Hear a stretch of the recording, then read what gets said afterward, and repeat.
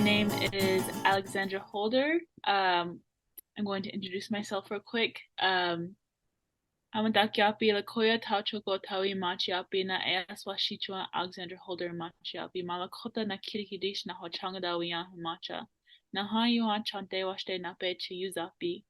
Mahilde Raja Alexandra Holder Hiningairena. Shaha Raja Tauchoko Tawi Hiningairena. Good afternoon. My name is Alexandra Holder. I'm from Guadalajara, Lakota, Winnebago, Wichita, Sac-and-Fox, and Northern Cheyenne. I am here on the lands of the Kanza, Kickapoo, Osage, and Oceti Sakowin people here in Kansas, and I'm currently the programs assistant for the missions programs and Native initiatives. With that being said, I'm going to introduce our first student panelist, Talofa Fea. Talofa Fea comes from America Samoa, born and raised on the island of Tutuila and villages of Falanui and Iili. Talofa Fea is a current student at the University of Hawaii at Manoa, where she studies natural resources and environmental management. Talofa Fea is passionate about climate change, research, and how it has a direct impact on Indigenous communities, specifically within Pacific Island communities. She helps her community through her involvement in the National Oceanic and Atmospheric Administration and the Ilama chapter of SACNAS at UHM. Today, she is going to present on the challenges of climate change within Pacifica and how the people of Pacifica are combating these challenges. With her research, she brings her culture to the forefront of the climate change discussion and hopes to catalyze an effort to help with the people of Pacifica. With that being said, Talofa Fea, you have the floor. Thank you so much. I'll just share my screen.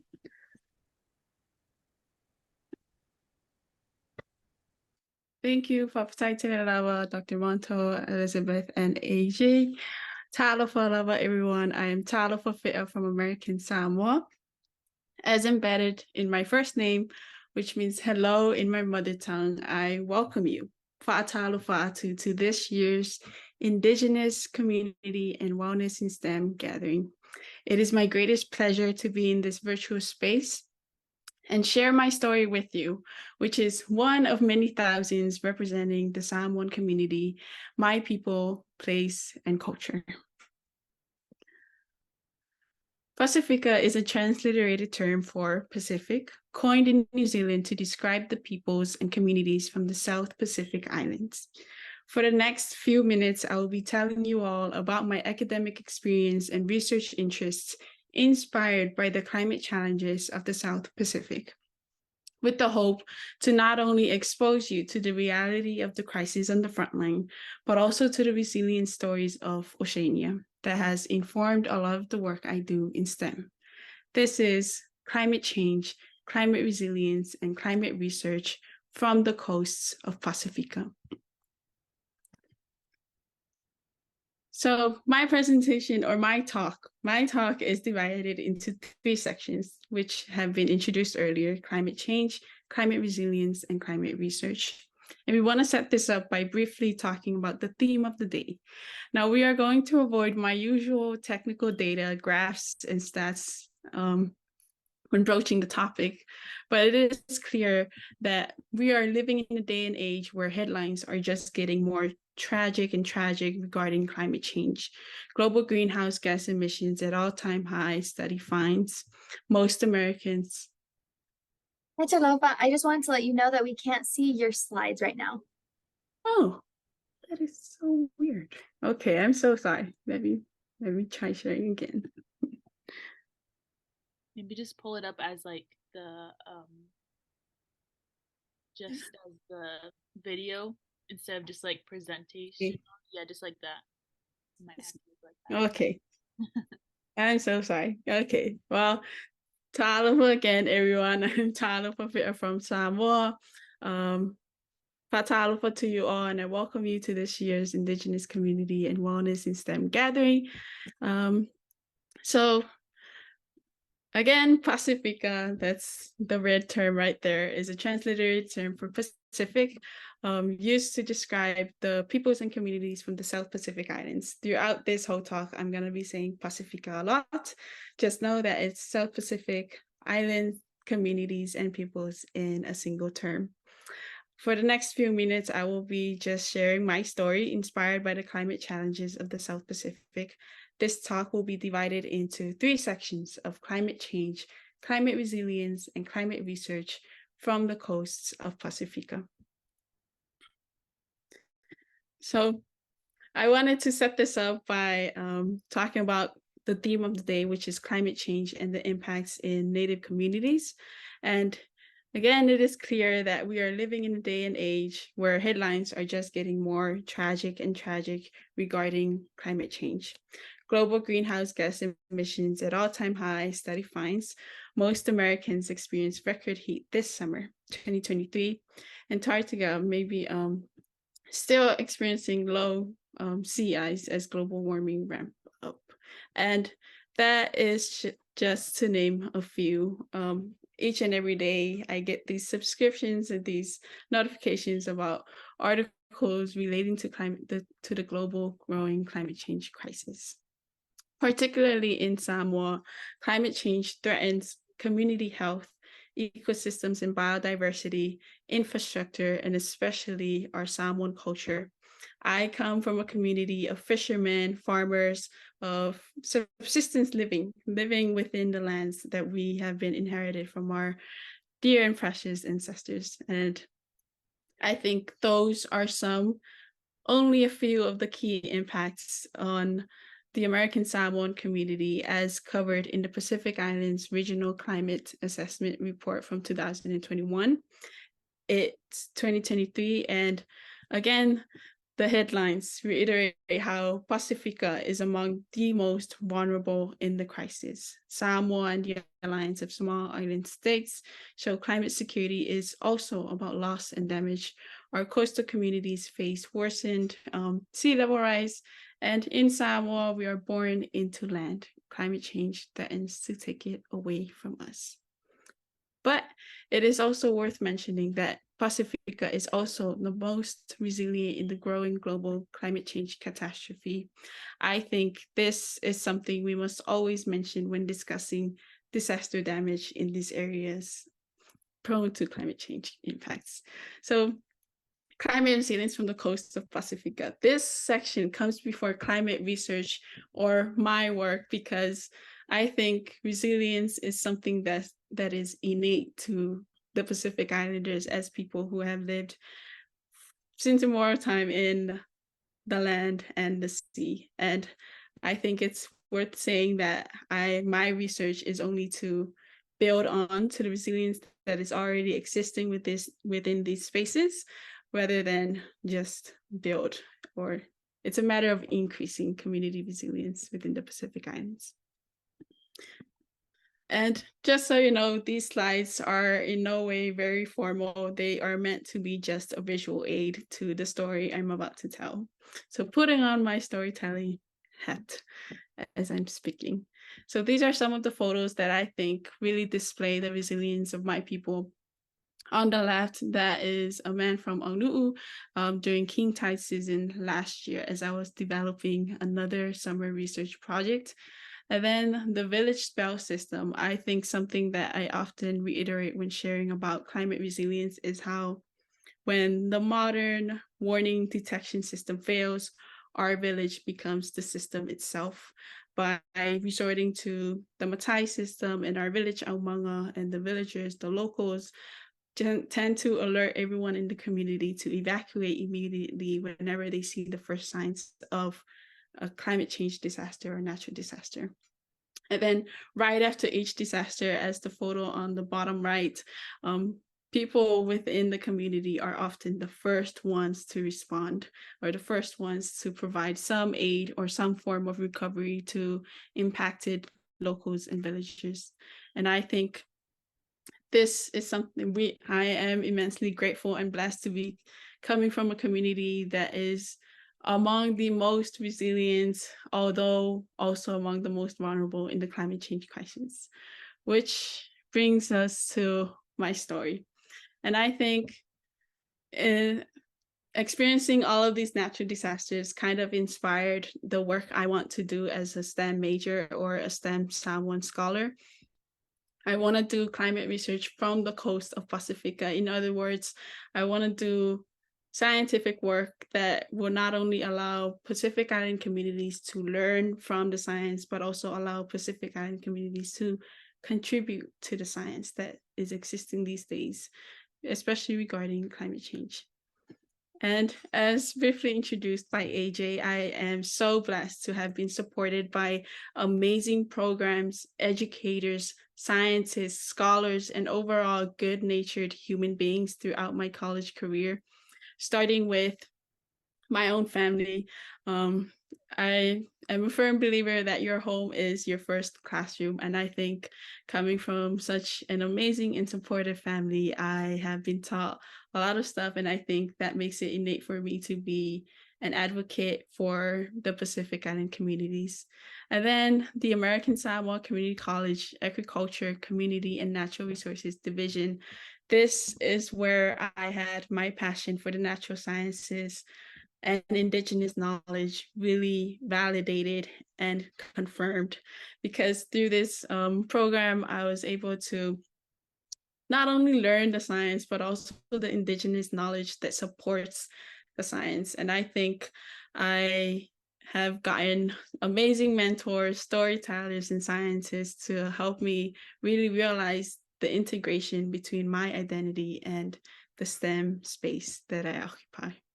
And then now I'm here at the University of Hawaii at Manoa, where I am also supported by amazing Indigenous peoples and mentors and STEM scholars as well, majoring in natural resources and environmental management. Now, today I wanted to talk about two research work that I've done or designed with regards to climate change in mind, especially focused within American Samoa and the Pacific Island communities. So my first research was from my time at the American Samoa Community College when I was working with the Haskell Environmental Research Studies Institute. And it was entitled Eroding Ele, a qualitative study of the Fa'asamoa impact of climate migration. Within this research design, I kind of hone the scope of the study to Fa'asamoa and the Samoan culture. I think I've shared to several people about this research how Samoans tend to live within the lands, but also die within the lands, meaning our own homes are fronted by the graves of our relatives, our ancestors, our elders. For instance, my own home is fronted by the graves of my great-grandmother, Taumaya, my uncle, Talofa, and my other uncle, Talia. And I think that's just something that is threatened by the climate change crisis. If we think about it, some of these gravestones, some of our plantations, our farms are by the coastlines. And as much as we're facing these natural disasters, our cultural livelihoods are also at stake. So it really is a matter of life and death. So climate change in American Samoa, there's sea level rise, there's increased air temperatures, there's a lot of impacts as mentioned before, and this threatens our cultural livelihoods and Fa'asamoa, or the Samoan way of life. And the research question here was, how did the tsunami caused relocation of the 2009 tsunami influence Fa'asamoa in American Samoan households? So it really is a research that seeks to answer the question, how does climate change migration affect cultural livelihoods, using American Samoa and the 2009 tsunami as a case study. So this research is still in the proposal phase, and I have yet proceeded with the research work, but it is the proposal that I hope to take into graduate school if I do decide to continue on. And then my second research was with the National Oceanic and Atmospheric Administration and the University of Hawaii at Manoa, entitled From the Coast of Pacifica, that inspired the title of this talk as well. So from the coast of Pacifica, this is where I developed and evaluated an ArcGIS story map as a disaster communication tool for Pacific Island communities, using the 2022 Hangatonga Hangahapai volcano eruption as a case study. I went over the coastal data. I was placed in the office, the Center for Operational Oceanographic Products and Services. And this is where I got to access amazing coastal data, a wide range of coastal water level data and tidal stations as well. And while looking at this and several of their story maps that have already been developed by the GIS team, I noticed that the narrative was quite missing something. And it's always that Indigenous voice, like, where are the community stories of these impacted spaces and impacted Pacific Islands? So I went in with the mindset, although I am blessed with the opportunity, I think I have something to offer to the administration as well. And that is my cultural perspective and my story as a Pacific Islander. So I got to connect with community members and develop the story map that not only covers the coastal data from the technical science community, but also expose the science community to the community accounts of Pacifica. So in the story map, which will be released by the end of this semester, I think you will find it on the NOAA website. In the story map, you will notice that we will have these stats and these graphs, and I've included timestamps where at each timestamp you're going to see the natural disaster from the lens of the community and the villagers. So during this time, the American Samoa tidal station detected the first wave. The villagers immediately rang the village bells or the Omanga system to notify all of the community to evacuate immediately.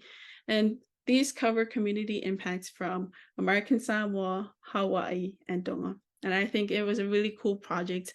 But although I was the presenter for the research, it was a collective effort between me and the community members from American Samoa, Hawaii, and Tonga. And to this day, we are still working on it, and it is my hope that they review the story map that I have created with the help of co-op scientists and provide their feedback so we can augment the story map before releasing it, because I believe that their perspective is important before releasing such a piece on them and the impacts they faced from the 2022 eruption.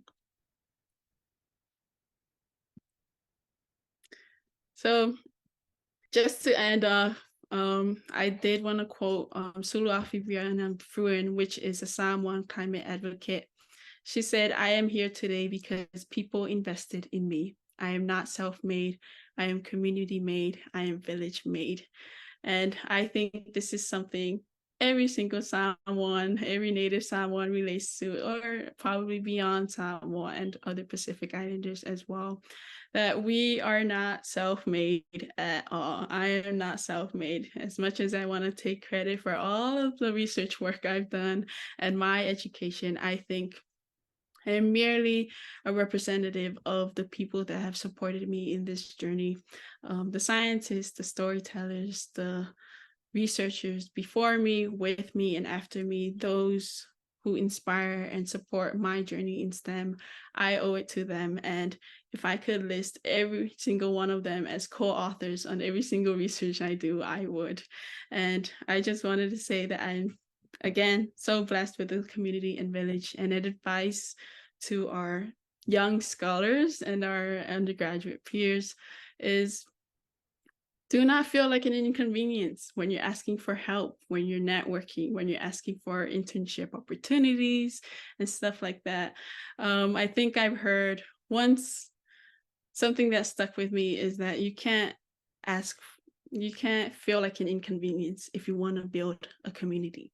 So take it from me, I think networking has taken me this far. At least I met so many cool people as within SACNAS that have helped me get this far. And I think the opportunity to share my story as well came from the Haskell Environmental Research Studies Institute, and also SACNAS, the Ilima chapter within the University of Hawaii and Manoa. And yeah, I'm not sure if I have time for questions, but I'm happy to take any. I want to say Fafatai for being here and for listening to my story from the coast of Pacifica, change, resilience, and research. Wopila Talofa. Thank you for your presentation. It was really full of a lot of cultural relevant knowledge that we all need to hear and kind of encourage us along our science careers, along our research careers.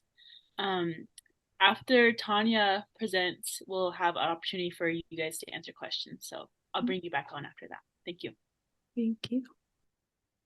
All right. Next up, we have Tanya Eison. Um, Tanya Eison comes from the Quinault Indian Nation located on the coast of Washington. Tanya graduated from the University of Washington, Tacoma with a bachelor's degree of arts in environmental studies and a master's degree of marine affairs. At the University of Washington, Tanya researched tribal equity within a Washington floodplain management program. She now works for AT&I as a natural resources program manager. Before she worked at AT&I, she worked at the Washington Conservation Action Center, where she helped to increase the board membership to above 50% BIPOC majority for the first time in this organization's history.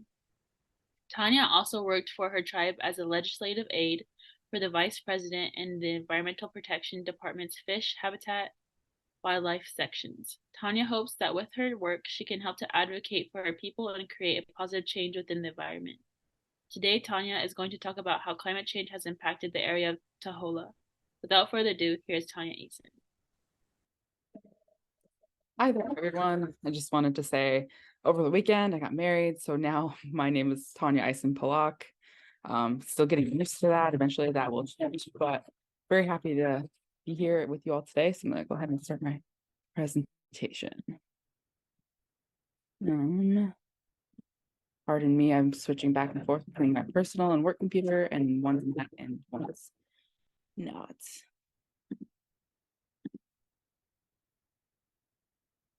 Okay, is this showing up? I think maybe the Google Slides are having difficulty showing up on Zoom. So you might have to do it how Talofa did it. Okay, I'm going to do that. Does that pop up that way? Yes. Okay, perfect.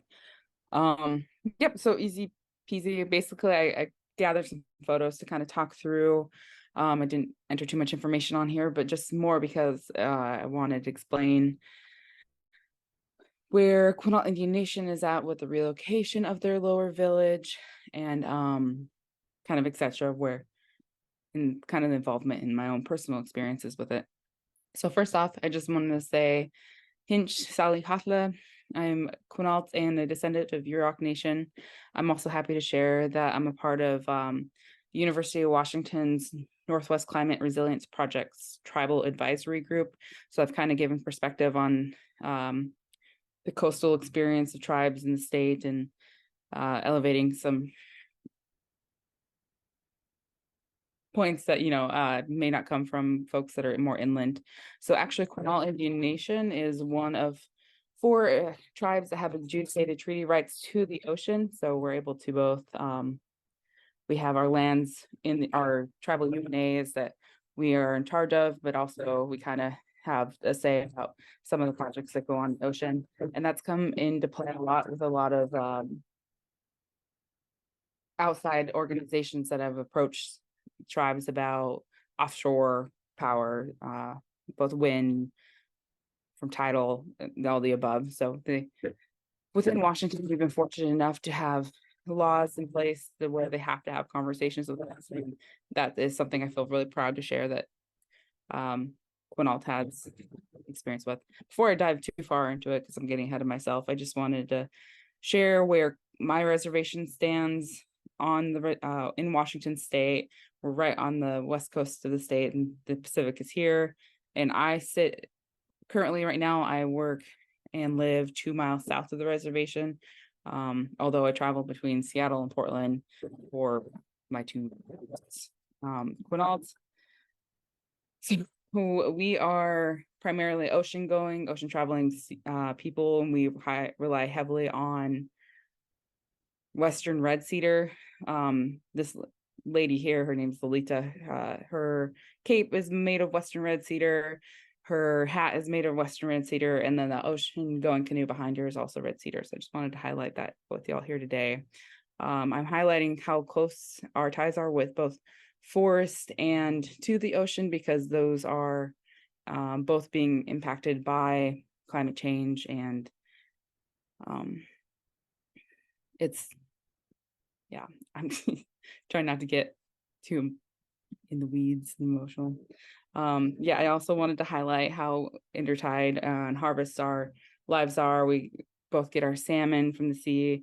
These are razor clams that we harvest directly off the beaches. We of course have salmon fisheries here, and our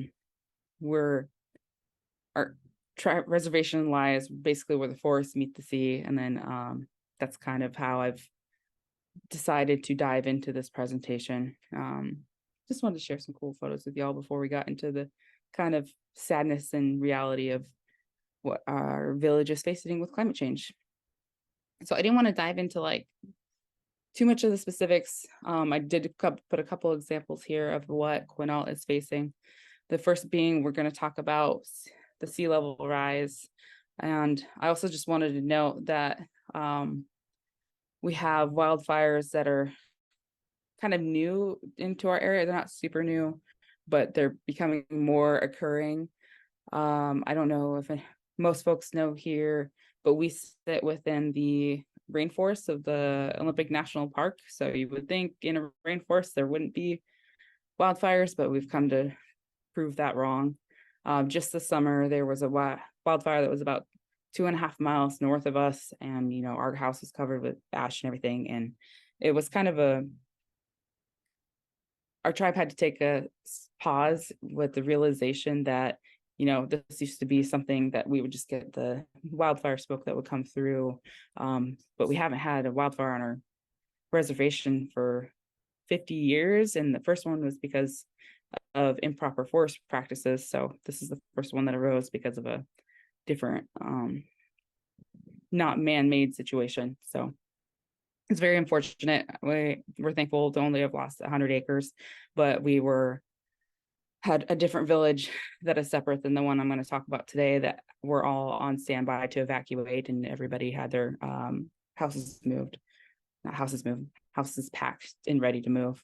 Another impact is hypoxia. That is basically the loss of oxygen from like very still water. We've had a bunch of fish die-offs right on the our coast of the ocean. So tons of fish litter the beach. It kills off our razor clams, and it just makes for a very unfortunate both sight and changes the water quality that we directly use for enjoyment and for sustainability.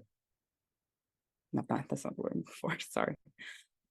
Just want to note on the changing harvest seasons and shifting areas for the razor clams. Because of climate change, our harvesting season typically would start around late August, and last year we weren't able to start until January just because the domoic acid levels and the temperatures and everything were just making the clams in it unsafe to consume.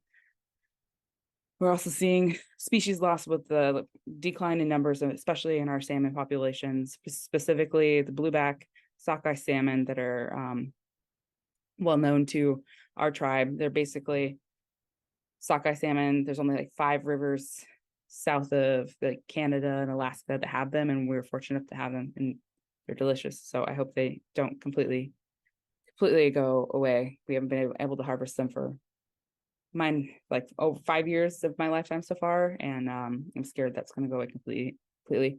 So we'll get into flooding and severe storms here as I shift into the sea level rise. This is our treasurer for Quinault Nation. His name is Larry Ralston. We've had plenty of articles that have come out, and folks have visited us on Earth Justice, Bloomberg, Seattle Times, New York Times, and it's become pretty well known, especially within Washington State, that we're facing the issues with the rising seas. And, we've really dove into climate change work and trying to just like have those conversations at the both state and federal levels for asking for funding, promoting that they need to stay engaged with things like the climate, the Paris Agreement, and all the other ones like that. So this is the lower village of Tahola, and basically there's a seawall that is the only thing that separates the ocean from entering this First Avenue. That's what this street closest to the ocean is called. Previously, the lower village used to extend out at least another half-mile out into the ocean, especially prior to tree signings. But because of erosion over time and the rising seas, it's pushed itself in. I'd say about 75% of those houses are still occupied, but some folks have chosen to move because every winter during like king tides or severe storms, the ocean has been starting to breach the wall there. And I'll show you some pictures in a minute, but it's made it very unsafe for folks to inhabit there. And luckily our tribe, cares about the safety of their tribal members. So they do evacuate those folks every winter, multiple times a winter now, to a safer location outside of the village completely. It's about 50 minutes away for them to, get to the hotel that they're going to stay at. So they're a ways away from home. And yeah. So moving on, I just wanted, sorry for these pictures. I kind of didn't work around quality and stuff and was trying to gather them later than I should have. But within the red block there, that's my family home, where I grew up, where my grandmother and uncle now stay after I moved out to Seattle to go to graduate school. And then I chose not to move back to this location, both because of the threat of tsunami and the rural flooding that was happening. Flooding was not something that occurred even 10 years ago, like within our house, but this last winter was the first time that the waters got high enough to seep into our garage and, kind of damage the bottom of the drywall. So it's scary to me to know my grandma is still there, but both her and my mom are very stubborn, and it's been their family home for years, and they don't want to leave it. They don't want to have to move, but we're still working on that, especially my younger brother and I, because we keep trying to reiterate that house is not going to be there till the end of our lifetimes, and there's not a reason we should be investing extra money into it and trying to say that it's going to be there for multiple generations after us, because that's not a reality that's going to actually happen. So I just kind of wanted to share a few photos. These are not the highest waters that have been in the city, but here's kind of First Street, and this is after it started to deplete and the tides were going out already. I did have a picture that showed the ocean kind of breaching the wall. I don't know where I saved it, so I didn't have time to plug it in. I'm sorry about that. But here's just kind of a typical like ball field. But I just wanted to highlight that this is our courthouse. This is our dog kennel, and our everything, because there's a lot of little res dogs running around Talofa, and that's where they go until they get picked up by their family again. And then right behind this is our jail, and it's just right in the flooding area, and they're working on moving those structures up the hill, but all of that costs money, and it's getting very expensive. It's another picture, our community center, the jail again. Our house is just right off over here where you can't see it. I always laugh about the fact that the jail and the store were neighbors. But I just wanted to show you kind of the reconstruction that the Army Corps of Engineers has had to come in to do, like at least I think 5 times now, because every time it breaches through, it's like 48 hours of just trucks after trucks bringing in these large rocks to put there and fill in, and it's like a 24-hour operation. But we're very thankful for the Army Corps, because if not, we probably would have lost a lot more. But this is not a fix. It's just like a Band-Aid, and eventually, they'll either choose not to be able to fund this, or it's just not, ultimately it'll quit working. But luckily this year, we've received 25 million from the, I'm so bad with acronyms. I'm just going to skip that. But yeah, we received 25 million, which has helped with just creating the infrastructure up the hill in this area. They've put in the infrastructure for water, electric, have completed the construction of a first building, which is our generations building, which houses all of our senior programs, our daycares, our Head Start, multiple other things, and it acts as an evacuation route, because by living by the ocean, we also have the threat of tsunamis. And so we're glad that this was the main goal that Quinault had, because in the case of overall flooding or tsunami, our individuals and people in the lower village need a place to go. Just to kind of go back one and highlight, in case of a tsunami, we literally, the entire village will be wiped out. And I think over time, it's not just the threat of tsunami, but climate change is going to, at least they've shown in other diagraphs, that within like 100 years, it'll chunk off like the edge and then this edge, and we're kind of just left with a little bit there.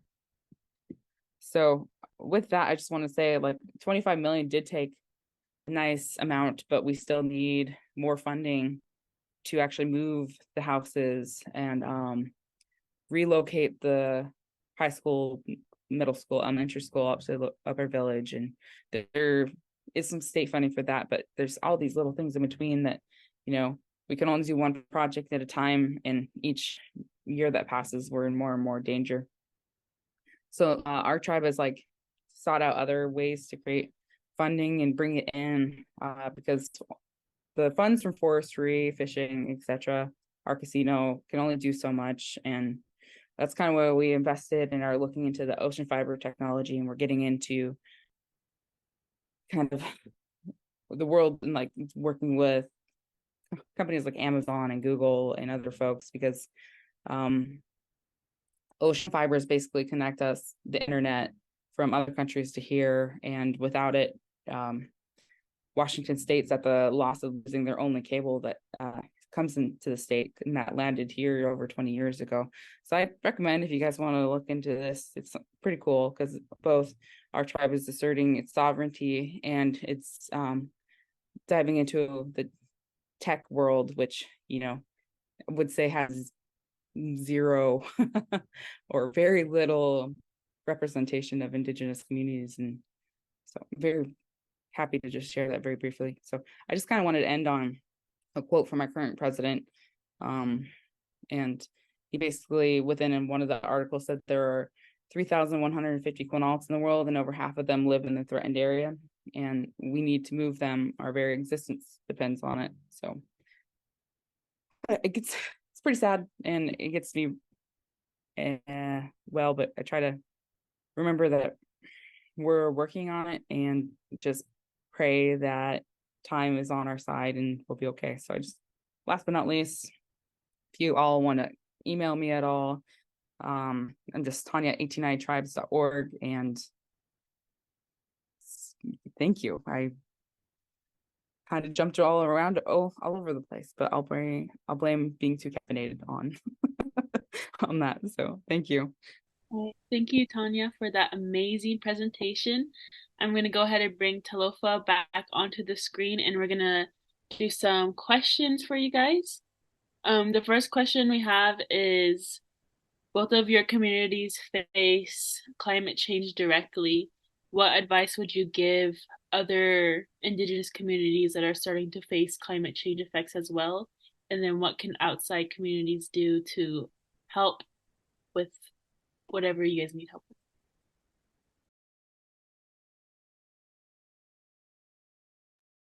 Do you want to dive into Talofa,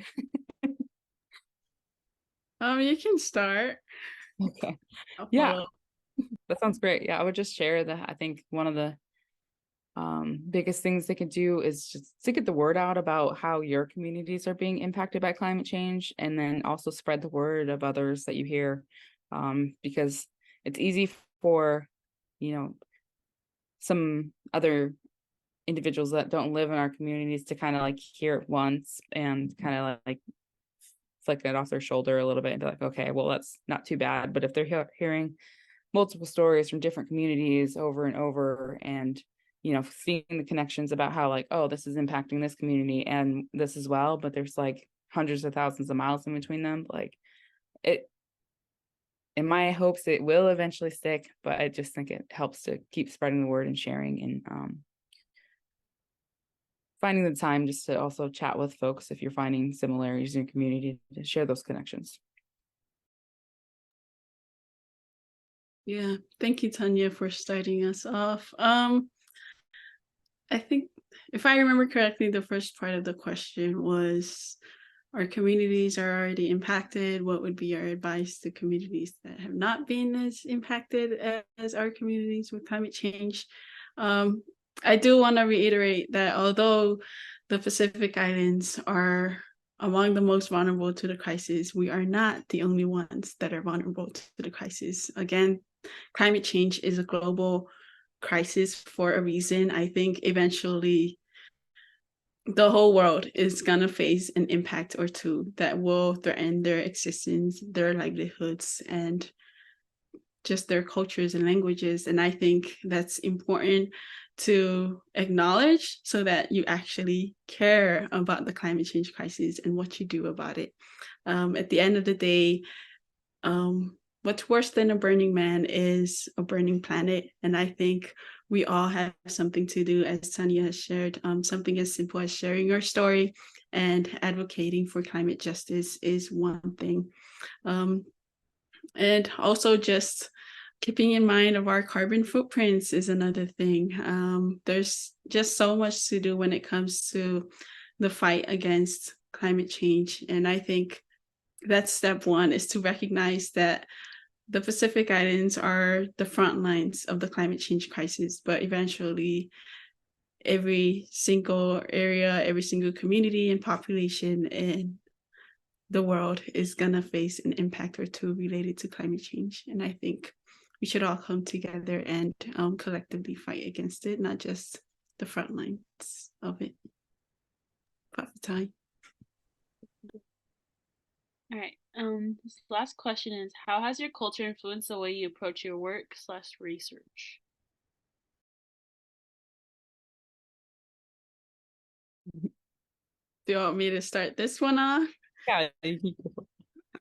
Okay. I think it took me a while to learn how to integrate my cultural identity with the work I do in STEM. And I think I owe it to my community for making me realize that. I think once I recognized that there is a way to compromise my culture and research, I think it has pretty much turned things around for me. Instead of the science community having something to teach me, I also have something to teach the science community.